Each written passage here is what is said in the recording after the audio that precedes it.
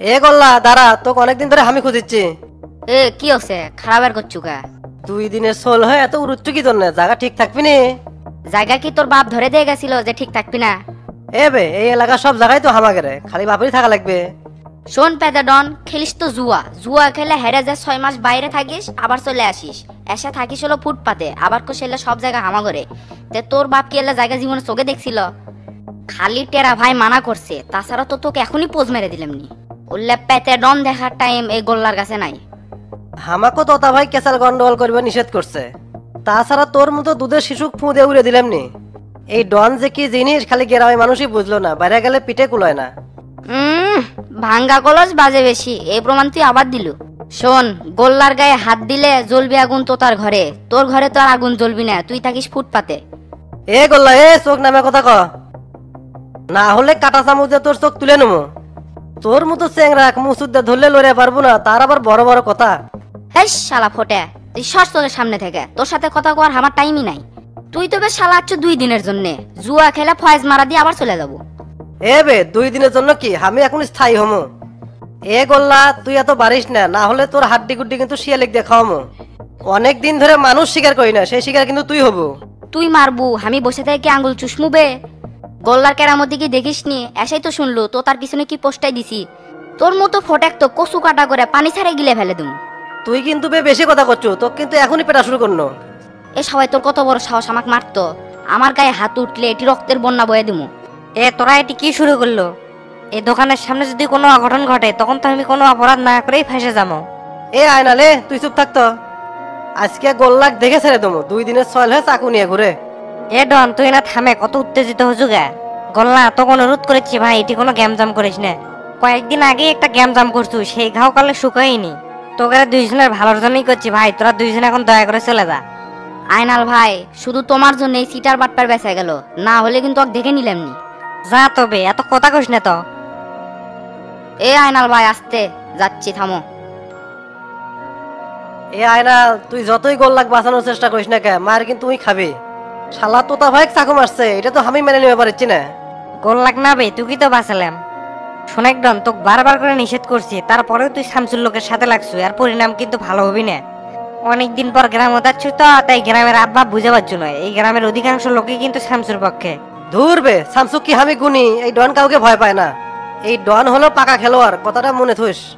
এলে কথা যদি টেরা জানে না, তোর খেলা পাশাতে বের করে দিবিনি। তাই ভালো করে করছি, গ্রামটা কেনা শান্তি থাকবে দি। তোরা করিস মারামারি, আর সকাল সন্ধ্যে পুলিশ গ্রামের মধ্যে টহল দেয়, এতে করে সাধারণ মানুষের সমস্যা হয় না বে। করিস তো এলাকার মধ্যে রাজনীতি, মাথার মতো গোবর ছাড়া কিছুই নাই। ভোটের রাজনীতি অত সহজ না, জনগণের ভালোবাসে ভোট লওয়া লাগবে। এই লেকচার বন্ধ করতো, আজ খালি তোর জন্যই গোল্লা বেঁচে গেল। ভালো জাতের চলতে তুই না, জ্ঞানী লোকের কথা তো তোর মাথা হাত যাবি না। জুয়া রোগের সাথে থাকে থাকে তো মাথাটা ডাল করে হাল দিছু। শোন, তোকে একটা ভালো বুদ্ধি দেই। ক, কি বুদ্ধি দেবো? বিয়ে করে ঘর সংসার শুরু করা, এলে রাজনীতির মধ্যে কিছু নাই, খালি মানুষের পেদাগিরি করা। পরিবারের মধ্যেই তো একটা মানুষের পূর্ণাঙ্গ শান্তি বে। এই যে মানুষের হয়ে মারামারি করে বসাচ্ছ, কোনো একটা অঘটন ঘটলে জেল তো তুই খাটা লাগবে। আর তুই জায়গার সাথে থাকিস, ওরা তো লোক হিসেবে ফলস, বিপদ আপদে ওরাই নিজের ট্যাকেল দিয়ে পায় না, তো কি ট্যাকেল দিবি? তুই করিস দোকানদারি, তোর কথাবার্তা শুনে মনে হয় তুই কোনো নেতার বড় উপদেষ্টা। তুই চা পান বেশ, তোর থেকে আমার উপদেশ লওয়া লাগবে না। জীবনে যাক দোকানের বাইরে দেখলাম না, তাই আবার বড় বড় লেকচার ঝাড়ে। এই ডন 8 থেকে 10টা দেশ ঘুরছে, এই ডনের মাথায় খালি মালে। যতগুলো ভিলেনের সাথে আমার পরিচয় আছে, ততগুলো চুল তোর মাথা তো নাই। তুই মনে রাখিস, এই ডন একলাই 100। বুঝছি বুঝছি, এলাকা থেকে তোর বিদায়ের টাইম হয়ে গেছে। তুই এখন যা তো ভাই, আমি দোকান বন্ধ করে ভাত খাবার যাবো। আচ্ছা, যাচ্ছি বে। মাথা গরম হয়ে গেল, ছোট সলপল মুখের উপর হুমকি দেয়। এর প্রতিকার না করলে এলাকা থাকাই তো মুশকিল হয়ে যাবে। যাই, বিষয়টা তোতা ভাই জানান লাগবে। এই বাঙালি হ্যান্ডেল করা খুব কঠিন ব্যাপার, সুযোগ পালি কামের ফাঁকি দেয়। দায়িত্ববোধ না থাকলে তাকে দেখি আর জোর করে কাম কাজ করে লওয়া যায়। যেই কয়দিন আমি থাকি সেই দিনে গুল্লা কাম হয়, আর আমি গালি লাদে। মুগলেশ, এই মুগলেশ। স্যার, আমাকে ডাকছেন? অ্যাকাউন্ট ম্যানেজার সিদ্দিকা আমার রুমে আসবে কত? আচ্ছা স্যার, করছি। সুতার বাজার যেভাবে পড়ে গেছে, এখনই সুযোগ, 5-6 টন সুতো কিনে রাখা লাগবে। টেকনিক করে কাম না করলে ব্যবসাত লাভবান হওয়া খুব কঠিন। কত মানুষকে দেখলাম চোখের সামনে ঝরে পড়ে গেল। স্যার, আমাকে বলে ডাকছেন? হ্যাঁ, ডাকছিলাম তো, বসেন। জি স্যার, বসতেছি। ব্রাদার্স গ্রুপের 2 কোটি টাকার একটা পেমেন্ট দেওয়ার কথা ছিল, এখনো দেননি কেন? স্যার আমি কি করব, ম্যানেজার ক্লিয়ারেন্স দেয়নি। ম্যানেজার ক্লিয়ারেন্স দেয়নি মানে? এই মিয়া, এটা কি আমাকে জানাছিলেন? না স্যার, জানাইনি। এই ম্যানেজার কোনটি এখন? স্যার উনি তো আজকে ছুটিতে আছে, বউক লেভেলে ঘুরবি। এই বউ পাগলা ম্যানেজার লিয়ে আছে বিপদে, কোনো দায়িত্ববোধ নাই। আপনারা মিয়া দিন দিন কোম্পানির রেপুটেশন নষ্ট করিচ্ছেন। সময় মতো পেমেন্ট না করলে শামসু কোম্পানির বদনাম হয়ে যাবে, সেটা কি আপনারা বোঝেন না? আর এর দায়ভার কিন্তু আপনারই নেওয়া লাগবে, সেটা আপনাকে ক্লিয়ার বলে গেলাম। আমার কি দোষ স্যার, ম্যানেজার সাইন না দিলে চেক তো অ্যাপ্রুভ হবে না। কালকে আগে ম্যানেজার অফিসে আসুক, তারপর বিষয়টা আমি দেখিচ্ছি। তা সিদ্দিক সাহেব, সুদের বাজার তো পড়ে গেছে, 6 টন সুতো কিনা রাখা লাগবে। স্যার এই সময় সুতো কিনলে তো আমরা লস খামো, যে হারে সুতোর দাম কমিচ্ছে। ব্যবসা কি আপনি আমার চেয়ে বেশি বোঝেন নাকি? আমি যেটা করছি সেটাই শোনেন। জি স্যার, বিষয়টা আমি দেখিচ্ছি। ঠিক আছে, আপনি তাহলে এখন আসতে পারেন। আচ্ছা স্যার, গেলাম।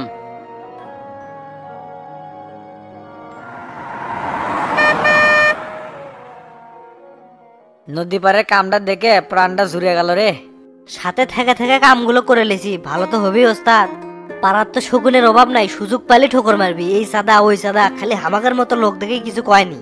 আমাদের কাছ থেকে সাদা লেবি এমন কোন মায়ের বেটা জন্ম আছে এই গ্রামে?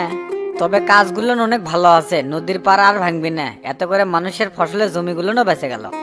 আবাদি জমি না থাকলে দ্রব্যমূল্যের দাম দিন দিন আরো বৃদ্ধি পাবি। নদীর পাড়ের কাম হওয়াতে এলাকার মানুষ তো খুব খুশি আছে। তা ওস্তাদ, শুনলাম 2023 সালে বলে দেশের দুর্ভিক্ষ হবে। আগাম কথা কেঙ্গা করে কই, সবকিছু উপর আল্লাহ জানে কি হবি না হবি। বর্তমান দেশের অর্থনৈতিক অবস্থা খুব খারাপ, যুদ্ধ পরিস্থিতির জন্য। কি যুগ আলো, যুদ্ধ করে ইউক্রেন রাশিয়া, ক্ষতিগ্রস্ত হয় বাংলাদেশ। আমার মাথা তেলে কোনো কিছু ঢোকে না। তোর এত কিছু বোঝা লাগবি না, তুই ভালো করে গাড়ি চলা, আর খেয়াল রাখবো নদীর থেকে কেউ যেন বালু না তোলে।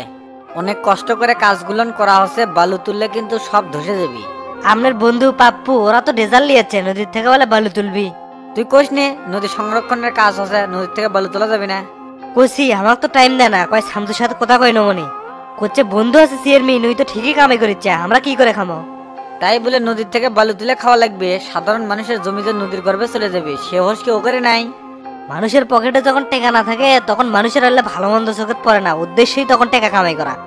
শোনে, কালকে ইউনিয়ন পরিষদে পাপ্পু কাশবের কোষ, ওর সাথে আমার জরুরি কথা আছে।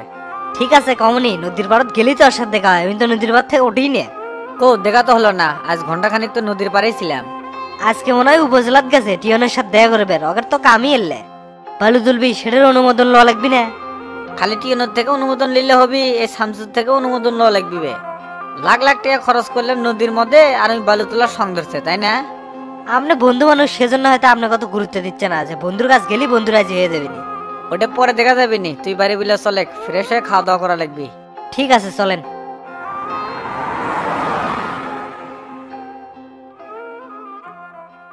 কেরে তোতা, মাথা ব্যান্ডেজ খুলে কেমন একবারে নেড়ে করছু? ডাক্তারই খুলে দিয়েছে, আর মাথা ফাটিয়ে গেছিল তো তাই ডাক্তার নেড়ে করে দিয়েছে। তবে ভাই আপনি আমার বাপের কাম করে দিয়েছেন। এই জামিনটা নিয়ে আমি খুব টেনশনে আছিলাম, আল্লাহ আপনার খুব ভালো করুক। এখনো ভালো কিছু করি নাই রে, সামনে আরো অনেক কিছু করার বাকি আছে। তুই খালি আমার কথা মতো চলে দেখ, আমি তো কোন জায়গায় লিয়ে যাই। ভাই আপনি কি আমাকে নিয়ে কোনো প্ল্যান করেছেন নাকি? সেই জিনিস তো খুলে কওয়া লাগবে। সামনে কি বাকি আছে কিছুই তো বুঝলাম না। এই এলাকায় শামসুর শক্ত প্রতিপক্ষ কেডা জানিস তুই? না জানি না, তবে এলা শামসু মামসু আমার কাছে কোনো টাইম নাই। দেখলেন না ওর বিরুদ্ধে কতবার অ্যাকশন নিয়েছি। শোলদুরি গ্রামের এমন কোনো মায়ের বেটা আছে যে শামসুর বিরুদ্ধে অ্যাকশন নেয়? তবে ভাই এবার মার খেয়ে আমার একটা উপকার হচ্ছে, আমি জামিন পাচ্ছি। কিন্তু এই মায়ের কথা আমি বলবো না, আমার পাশে কেউ থাকুক বা না থাকুক এর প্রতিশোধ আমি নেবই। এবে আমি আছি তোর সাথে, আমি চাই আগামী দিনে তুই এলাকার নেতৃত্ব দে। তোর মতন সাহসী চেংরা এলাকায় নেতৃত্ব দেওয়াটা দরকার। কি করছেন ভাই, সত্যি করছেন নাকি? একবার যদি এলাকা কন্ট্রোলে নেশার বাড়ি, প্রথমেই শামসুক শতামো শালার বেটা সাভার থেকে উড়ে এসে এলাকার জুড়ে বসে যে অত্যাচারটা করলো, এটা তো মানে নেওয়া যায় না। একদম ঠিক কছু, শামসুর একের পর এক অত্যাচার মেনে লওয়া যায় না। শোন তো তা, তুই খালি প্রস্তুতি লিয়ে থাক, খেলা যা লাগে আমি খেলবো। ভাই কন খালি কি করা লাগবে? 2 সেটটাকে এখনই জোরে হেল দেবো। মাথা ঠান্ডা, প্রথমত কোনো কেসাল গন্ডগোল করা দেবি না, আর দ্বিতীয়ত এমন কিছু করা লাগবি যাতে সাধারণ মানুষ বুঝতে পারে তো তা পরিবর্তন হয়ে গেছে। জনগণের সামনে ভালোর ভ্যাস ধরে না থাকলে ভোট পাবো। ঠিকই কইছেন ভাই, আমার ঠান্ডা মাথায় চলা লাগবে, কারণ সামনে আমার নেতৃত্ব দেওয়া লাগবে। তো শফিক চেয়ারম্যানে কি করবেন নি? ওই তো এমপি নমিনেশনের জন্য হা করে চাই আছে। ধরবে অগ্ধ হবি না, উই হলে দুনিয়ার পেছু লোক। ওই তোর সম্পর্কে যা যা কছে এলে শুনলে তুই মারার জন্য পাগলা হয়ে যাব। উই যদি একবার পাওয়ারে জানা তাহলে আমাকে লাইটটা একবারে বাইর করে দিবি, কোনো কথাই শুনবি না। তোকে আমি যা যা কই তাই খালি শোন, তোর ভবিষ্যৎ অনেক ভালো আছে। ভাই আপনার গম্বর আমি কিন্তু কিছুই বুঝতে পারছি না, এলা ঝেড়ে আসেন তো। রাজনীতির মাঠে অনেক কিছু গোপন থাকে, সব কিছু খুলে কয়া লাগবি বে। আকাশে চাঁদ উঠলে সগলি দেখতে পারবি, তুই এত উতলা হসু কৃষক। তে ভাই এখন আমি কি করবো, এনা বুদ্ধি শুদ্ধি দেন। এখন তোর কাজ হলো জনগণের সাথে মিশে যাওয়া, জনগণের খোঁজ খবর লেয়া। ভাত খাবো বাড়ি, তার কুলি ফেলাবো জনগণের খুলিত। আর চেংড়া কিছু রেডি করে রাখ, ডাকা মাত্রই যান চলে আসে। আল্লাহর রহমতে চেংড়া বেড়া লাইন কনকনা আমার। এখন তাহলে ওটা হোক, রাত অনেক হলো, আর এলে কথা যান কাউকে কোস না। ঠিক আছে, কাউকে কমো না, গেলাম তাহলে। আসসালামু আলাইকুম। ওয়ালাইকুম আসসালাম।